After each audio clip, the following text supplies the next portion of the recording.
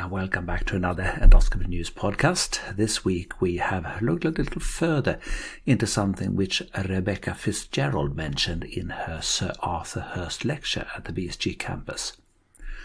It appears that the world of molecular screening is being launched by a company called GRAIL this summer, with the inclusion of 165,000 patients into a pilot study here in the UK to search for more than 50 cancers. The company has developed this blood test, which you can read about in the Annals of Oncology last year. Anyway, I recorded a conversation which I had about this brave new world with Nick Burr here in Leeds. They developed this assay called the Galleri assay, which I initially thought it would just be an assay to search for mutated cancerous DNA spinning around in blood. But actually, it's more clever than that. There's been a paper published on the topic with lovely infographics.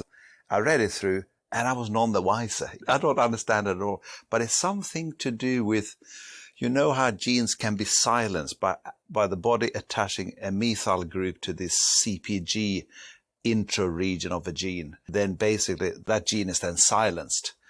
And this system searches for methylated genes circulating in the blood. But I'm still not sure if it's our own DNA that it searches for. But it's very clever, no doubt about it. They developed this Galleri assay in conjunction. I think the Wellcome Trust are in there. There's more than just this company involved in it. And they're basically now looking for a bigger group of patients to test it on. And the NHS has now agreed to invite 140,000 people to have blood tests done every year to search for something like, more than 50 cancers. There are HPV virus-driven cancers such as, squamous cell cancers of anus, head and neck, cervix. But there's also uterus, prostate, bladder, kidney, breast, colon, liver cancer, which I take to mean cholangiocarcinoma, but I don't know, it didn't really. Yeah, HCC, lung cancer, ovarian cancer, pancreatic cancer, esophageal cancer, gastric cancer, lymphoma and myeloma. So pretty impressive array of cancers it looks for. And basically, people aged between 50 and 79 will be invited to this. Looking at that study published in Annals of Oncology last year, detection is better with a bigger volume of cancer. So presumably this methylated DNA is cancer DNA. Because at the stage 1 cancers, they will only, they'll only pick up 39% of the cancers. Stage 2 disease, 69% of cancer. Stage 3 disease, 83% cancers. And stage 4 disease, which is probably pretty clinically obvious, is stage 4 disease. You know something is wrong then. It will pick up 92% of cancers. More interesting part of this is that the false positive rate was only 0.7%, which is vital, isn't it? So that's good, but it's still 7 out of 1,000. And if you're diagnosing a million or a population, there'd be a lot of unhappy people with a positive test. I think GRAIL itself says that they're aiming to pick up 55% of the cancers in a population, prevalent cancers. So that's better than a fit test for colonic cancer, isn't it, for example? I mean, to be honest. It's 43,000 people in the UK, give a false positive to if you screened everyone with that. That's a lot of false positives. But you wouldn't screen babies, though, would you? You would screen the adult population. Yeah, 20 million adults, which is not too bad. That's fewer positives that we generate on the bowel cancer screening program. We don't just pick up cancer in the bowel cancer screening program. We pick up polyps too, which has a benefit in removing them in the future. These people are probably less likely, once they've got a clean colon, less likely to develop cancer for at least 10 years, maybe longer. Maybe forever. I don't know. So anyway, if this assay picks up 55% of the prevalent cancers, if you assume that 1.3% of these 140,000 patients have a cancer, the test will generate, according to my figures, 2,000 positive results. Half of these will be true positives and the other half will be false positives, which I think sounds pretty good. The bowel cancer screening program will produce many more positives than that. So those figures on the face of it look pretty decent. And if the results are good, another 1 million UK participants will be invited between 2024 and 25. You can imagine whoever reads the Daily Telegraph, they'll be on the phone, won't they? Once they read this and said, I want to go on the trial. You don't need to invite me. I'm there. So the sharp elbow middle classes, they'll be queuing up for this test. Yellow Emperor, 5,000 years ago, said the superior physician will nip the early buds of disease. You know, he was right, wasn't he, 5,000 years ago? I think you're right. And it's a very easy sell on the face of it, because if you explain it like that, who wouldn't want to know that they were at risk of developing a serious cancer on the face of it? But obviously this area is extremely complicated, and there are a whole host of caveats that go along with this about turning people into patients and trying to find disease at such an early stage, when you've got to be as confident as you can that that person's going to come to harm from the disease and not harm from the investigations, the treatment, everything that goes along with a diagnosis like that. But that never comes in the conversation. Time and time again, you read the cancer was found too late. The implication is anything can be cured if you just get it early enough. And that's the premise of this test, isn't it? These 55 cancers, if you find it early enough, you can stop the process in its tracks. But I agree with you. Just because you found the DNA signature of myeloma or lymphoma, does that mean that you can stop it from developing? I don't know. I don't know either. It's obviously outside that area of expertise, but it's clearly going to be a very long conversation to explain this to people in that amount of detail before embarking on this, because you can't go back once you've been told that your DNA signature is dodgy. Then And have they really thought it through? Can you imagine if you got a positive DNA signature for myeloma and they don't find any myeloma? At which point can you say it was a false alarm? You don't have I mean, when you draw the line and say, sorry, this was a false positive, you don't need to worry. Yeah, it raises very, very important points, and it probably is. It's undoubtedly going to be sat there in the back of people's minds that they've had this positive test. But on the other side, the huge benefit of this is, like you said, all those patients who you picked it up too late, there was less to be done about it, there was less treatment available. The benefits are clearly there, but there are also risks, as with everything, unfortunately. Early pancreatic cancer is notoriously difficult to spot, isn't it, on imaging and MRI, EOS. None of our screening methods have shown, even in high-risk groups, that it's actually of any benefit. So it'd be a tall order for this test of pancreatic cancer to be predictive enough for patients to be sent for an Ivy Lewis, Whipple's procedure. The thing is gone. Oh, it was nothing in there. It was a false positive. Either way, you're cured now. So it's a clear outcome, isn't it? But for hematological cancers, I'm a bit more ordered. There is another angle, though.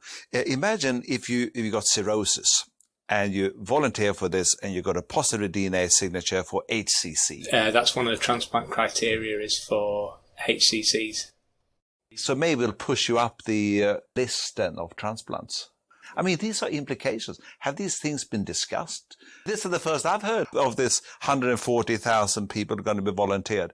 But maybe up and down the country, there's been physicians being approached to think through how to manage the positives.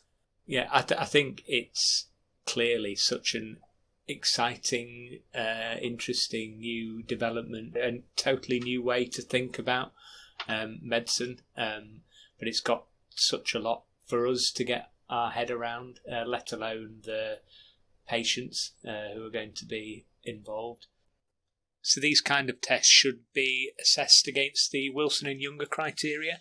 So these were brought in 1968, and maybe you could put a link to them on the website or podcast description. But basically it's a series of questions that screening tests should be judged against. So essentially you need to know the epidemiology of the disease, and for it to be an important problem for us to tackle. There should be a detectable preclinical phase, and you need to define who you're going to attack with this. And ideally, there should be the infrastructures for implementing this test and how to screen people, invite people, get them along for the investigations. A big thing driving it is then cost effectiveness, and that's put in the context of the healthcare system as a whole. So there's a lot of things to consider. I mean, you and I deal day in, day out with bowel cancer, and that fits very, very well into this paradigm. So we know that bowel cancer is a big problem, fourth most common cancer in England. We know that there's a detectable preclinical phase. We spend most of our days taking off polyps, and there are an acceptable range of tests for people. And some of the screening tests we use are very cheap and cost effectiveness compared to the burden of managing late stage bowel cancer. And obviously people are affected with bowel cancer at a productive time of their life, between 50 and 70 years old. So you want to keep those people active, working, contributing to society. So bowel cancer fits very well with this, and it's got to be considered, and I'm sure it has been, with some of these other new tests. Well, you would have hoped it has. And I guess we're standing at the threshold of a new era of molecular screening for occult disease, aren't we?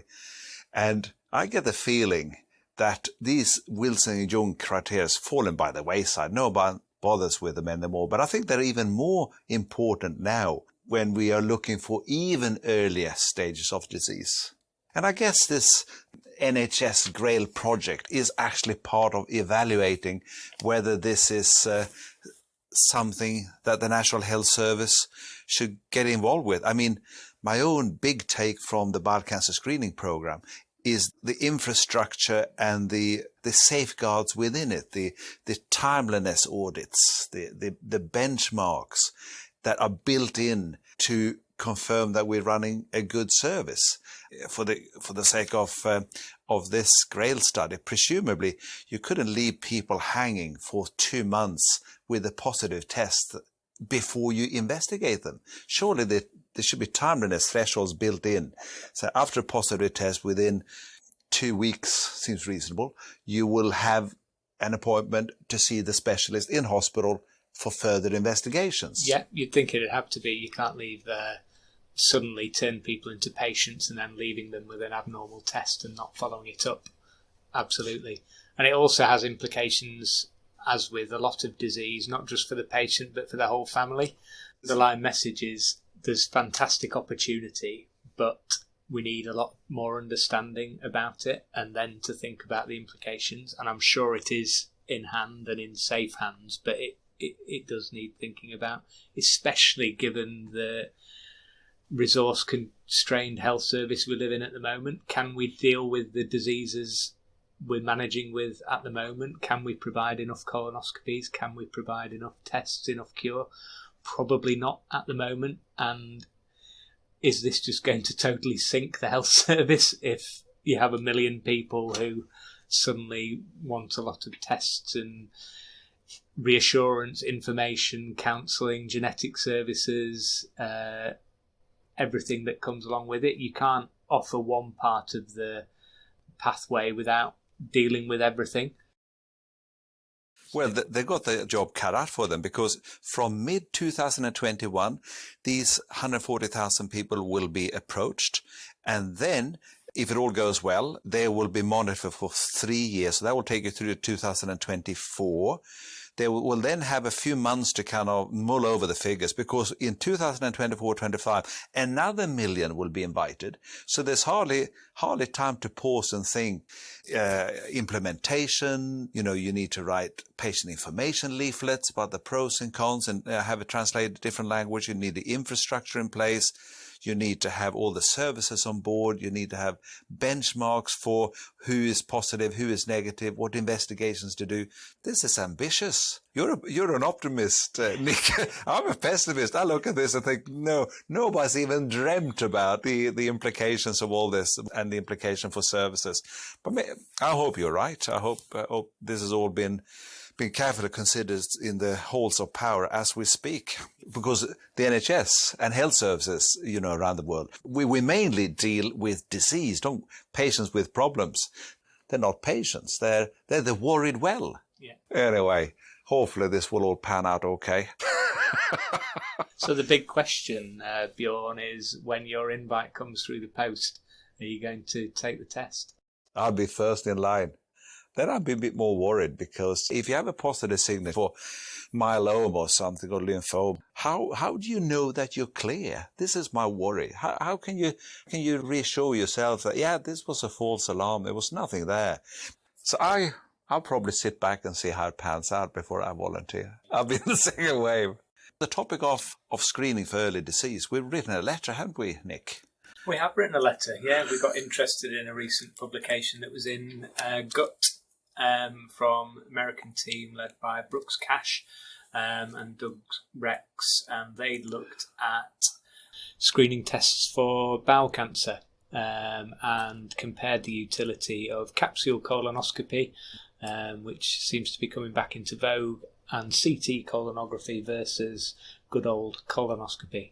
Yeah, Capsule has had a revival, hasn't it? Because it's one of the avenues to take us out of the backlog we have in endoscopies. If we can and save our colonoscopies for the people who really need it, who definitely have a pathology. Yeah, and important this year, especially with the COVID pandemic, to try and keep people out of hospital as much as we can. So potentially a good non-invasive outpatient test, although we do all of our colonoscopies on a day case, so less of an issue really. So what do we know about the pickup of CTC versus capsule? So from this study, CTC didn't do very well at all. It was quite remarkable actually how poorly it fared compared to capsule and colonoscopy. So for lesions greater than 6 millimetres, the pickup rate was only around 8 or 9%. And that was compared to 30% for the capsule colonoscopy. Which is not my experience. When I do a colonoscopy, if CTC has said there's a polyp at splenic flexure, then there is a polyp at the splenic flexure. That's our in-house CTC service. They're pretty good. Yeah, they're fantastic, aren't they? Especially with the fecal tagging. They're able to say pretty accurately where the polyp is. And you're right, we have 3 or 4 passes through the area of the affected colon to find that polyp, and invariably there it is.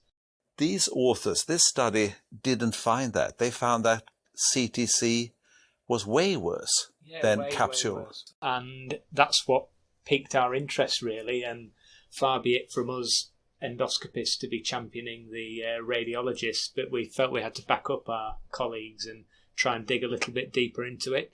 And I think the main issue is that if you are going to report something that is odds with the established literature and clinical experience, you need to justify it a bit better. So we know from randomised prospective studies over the last 20 years that CTC stacks up very well against colonoscopy. So detection rates are pretty much identical for significant pathology. So the Dutch randomised control trial, the COCOS study, and also the UK CIGAR study all showed identical rates, and this new paper is quite at odds with those results. And we digged a little bit deeper into it, and there are potential issues that need explaining about how the CTCs were reported that wasn't there in the main document. The potential reasons why CTC is not very good is because you might have old scanner equipment, which seems unlikely. You have radiologists who are not experts in reporting on CTCs. Or thirdly, you have patients who don't lie still on the scanner table or won't take the bowel cleansing, perhaps. These are potential explanations, aren't they? Yeah, absolutely. And we know from our own practice that more experienced colonoscopists have much better metrics and much better outcomes. The more you do, the keener you are to find those polyps, characterise those polyps, the better you do. And the same stands up for CTC in the bowel cancer screening programme in tertiary specialist centres. Outcomes for reporting CTCs are better. And in the American study, it would appear that the standard or experience for reporting the CTCs was 50 procedures as a baseline and then 50 every 2 years for the local readers, which probably needs a bit more explanation. The reasons why we do CTC, so it fits very nicely into our algorithm for investigating for bowel cancer because the bowel prep regime is very light. So it's a low residue diet and then gastrographin only to do the fecal tagging and provide a little bit of laxative. Now compare that with the capsule bowel prep, which was quite a rigorous 3-day regime of low residue diet, clear liquid diet, stimulant laxatives, 4 litres of osmotic laxatives, a suppository on the day, and also some gastrographin. It's not going to be feasible for a lot of people, and especially the elderly comorbid population who CTC sometimes fits very well for. But they weren't talking about the elderly, I guess. They were talking about a screening population, which will be kind of 50 to 70, I guess, the bulk of them. Yeah, that's absolutely correct. It was the average risk screening population, which in America is from 50. And they could then probably endure that severe bowel cleansing. Yeah, it's interesting, isn't it?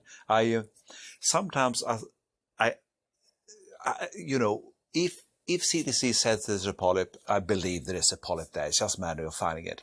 But the reverse isn't true. I sometimes find polyps at colonoscopy that CTC missed, flat lesions. I can believe that CTC and flat polyps, perhaps there is an issue there. But for polypoid lesions, I think they are good. Yeah, so we've written a letter, haven't we, for further explanation as to why the authors believe the CTC results were at odds with the published literature, both in and outside of America. We look forward to that. Yeah. Having said that, I don't think I would like a CTC. It's radiation, isn't it? Yeah, it is more radiation. One of the benefits of CTC, though, is finding extra colonic findings. So sometimes it'd be an incidentaloma that you might not want to know about, but the renal cancer that's causing the iron deficiency anemia get picked up on the CTC. But that's different. You see, so if you've got a patient with undergoing diagnostic investigation, then I think CTC and finding extra colonic lesion is a good thing. But if you're screening for bowel cancer... Yeah, that's a very good point and good thought to use it in the symptomatic population, but not the fit positive bowel cancer screening. That's right. I worry about radiation. That's one of my little things that freaks me out. I'd think about it, but I'd be less concerned with the more recent scans and the lower radiation doses. And I think the absolute risks of solid malignancies after radiology is very low. A lot, as far as I understand, a lot of the earlier reports were extrapolations back from nuclear fallout and Chernobyl and things like that, and it's not necessarily a linear route back to a CT scanner from being next to a exploding nuclear reactor. That is true, absolutely. And one of the outcomes of these research is that we're surprisingly resilient to radiation, considering. Well, thanks, Nick. We covered a lot of ground on the topic of screening for early disease then, a topic in the ascendance, I'd say. And that's all from us. Thanks to everyone for listening, and let's catch up again in 2 weeks' time.